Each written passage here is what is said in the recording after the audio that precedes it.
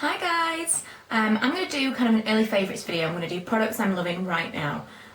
Just because I've been kind of gearing up, I've been thinking about things that I've really liked, and I don't want to wait till the very end of the month to actually film this video, and I thought I would get in there first this time, instead of getting them up after everyone else's favourite videos. So this is my products that I'm loving right now. In no particular order, they are just randomly strewn in front of me. Some of them aren't beauty products, but I'm going to talk about them anyway because these are things that I've been obsessed with this month. First I'm going to talk about my lipstick. That is MAC Viva Glam 5, I believe, yeah. People have talked about this. I've not really ever been that bothered because it's kind of like a nothing colour. Just kind of looks like blah, but it is amazing. So what I've got on my lips right now, and I absolutely love it. I've mentioned in videos before, I'm not a huge lipstick lover. I like to have them, and I like the look of them. I like to put them on, but I don't like to wear them because I don't like them to wear off. I don't have to reapply and all that stuff. So I like them, and I particularly like this because as it wears off, it's not really obvious, and it is just kind of like my lips but better. So it's a lovely colour to have in my handbag. Pretty much this is the only time it's come upstairs into my makeup room since I bought it. I bought it, it went into my handbag, and it stayed in there ever since. I even did the haul on these lipsticks downstairs, so it's actually never been upstairs before, so that's how much I love it this month.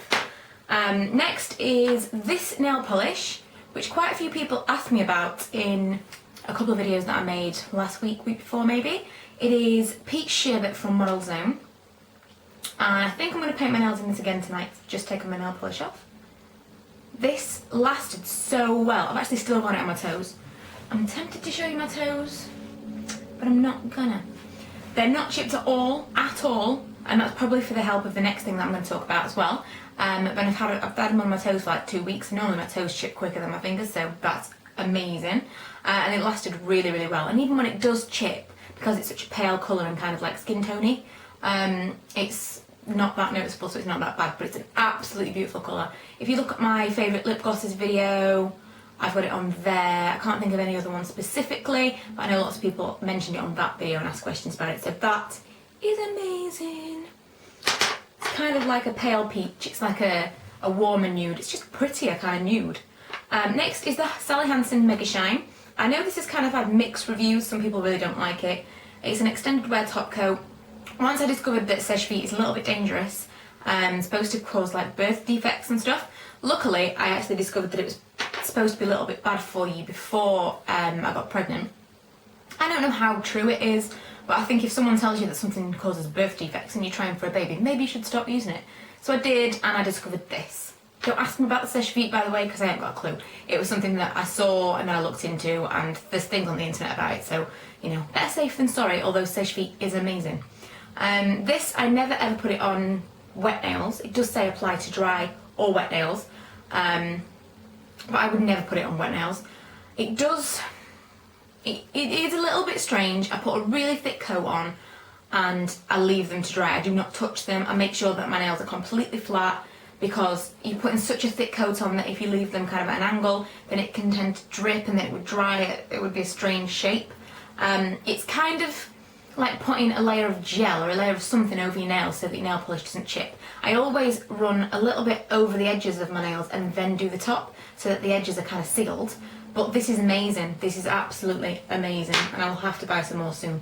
And I've put it on with all of my nail polishes, so I do still get an idea of which of the nail polishes wear better because I wear that over the top of them all, and this Model Zone one has been amazing. But I have to talk about that because I never do, and I use it all the time and I love it. Next, Battiste Dry Shampoo with a hint of colour. I've got the dark and deep brown one. I've got a couple of things to talk about. I might do a whole separate video on this. I don't like the colour that it comes out. It comes out a weird grey colour. I really need to get an original Battiste to do a real test of whether or not it really is that much better than the normal Battiste.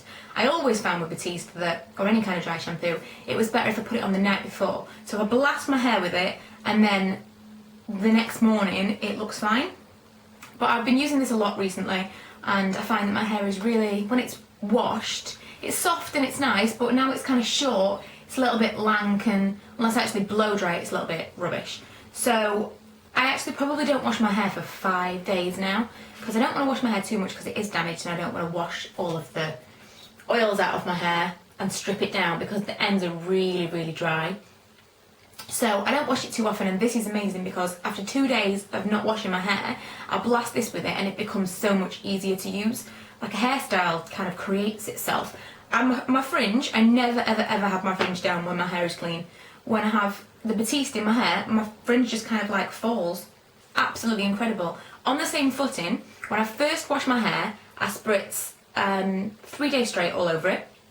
I decided to start using this because when I did use 3 days straight, I used it once when my hair was alright and it was long. I didn't really rate it because my hair, I could always straighten it, it was quite straight, but when I put this on, it went really flat to my head. It was really, really shiny and it did stay straight, but I generally wash my hair after like a day or two anyway. It's not like I had curly hair, it was a little bit wavy. When I scrunched it, it would go wavy, but it was always able to be straightened. It wasn't too bad.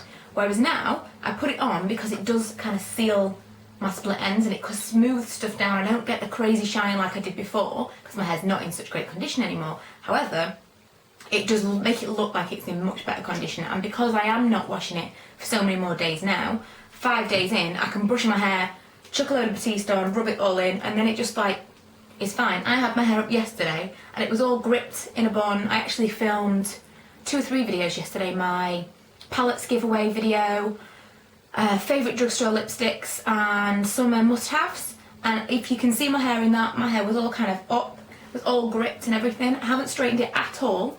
I've just kind of put it back down again and brushed it, and it's gone as straight as I would possibly want it to go after having been up in grips and stuff. So I'm really impressed with that as well. I'll do a separate thing on this, and I've done a review on this and I've said I've loved it, but for people with damaged hair, amazing. And it's got to be quite a good heat protectant, I figure, because you've got to put the straightening irons over it to actually make it activate. So I'm not actually using another heat protectant, so I really hope that it's got one in it. Next, for the last couple of months I've not been able to stop talking about the Colorstay from Revlon, but this month I've gone back onto my NARS because it's got a little bit warmer outside. I don't need quite as much coverage, and I have found since I've been using this, my skin is a little bit better. I would imagine that is in part because I'm not using such a heavy coverage. There's more air to my face. I don't know if it's just all in my mind, I don't know, but I think it kind of is a vicious circle. When you start using a really heavy coverage, you start to need it more because your skin is kind of suffocated. And I'm not saying that I dislike Colorstay at all. If I go out on a night out, I will always use Colorstay because my makeup stays in place from the moment I put it on to the moment I take it off. I think it would stay like that for days. I am so impressed with Revlon Colorstay. However, during the summer, I'm going to go back to my NARS Sheer Glow. I might even buy the shade darker if I get any kind of tan. But this has lasted me quite a while. I used Colorstay for a couple of months, but I've had this since the beginning of the year, and it has lasted me quite a while. So although it is quite expensive, I think it's £29 or something, I might repurchase this, or I might try the matte version. But nonetheless, this is the colour that I use is Light 2, it's Mont Blanc, and I've gone back to this month. Next is cocoa butter, what is it, Palmer's cocoa butter, and it's the original cocoa butter in the pot. It looks like this inside. It's all greasy, looks like that inside. Partly because I'm pregnant, I started slathering this all over myself. I always used to have this because it lasts a long time, and I put it on my feet and it softens them up and stuff. And you know, when I get a foot rub, which I do quite regularly because I'm very lucky, I would have that because it lasts a long time, and again, it's kind of like using an oil, but you get the benefits of it being a cream or a lotion. But I put this all over myself and it keeps me moisturised for days. I moisturise my legs kind of every other day. Strangely enough, I don't use any kind of soaps or gels or anything when I shave my legs. I just kind of have them in the water. I shave them in the bath. And I've never ever used like shaving gel or anything like that. So my legs do get a little bit dry, but they're not sore or anything.